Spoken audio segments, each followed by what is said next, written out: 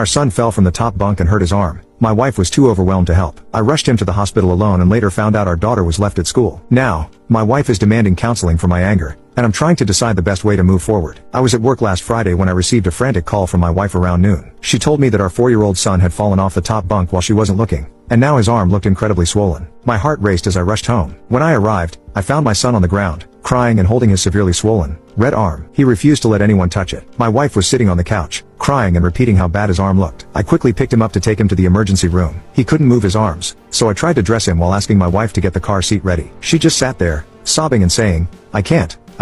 Frustrated, I managed to dress him the best I could and called for my wife to come with us, but she just shook her head. With no other choice, I drove off without her. At the hospital, they wanted to run some x-rays on my son, but he was screaming in pain. Around 3 p.m., I got a call from my daughter's school saying no one had picked her up, which was supposed to be my wife's responsibility. I tried calling my wife several times, but she didn't answer. I had to rush out of the hospital.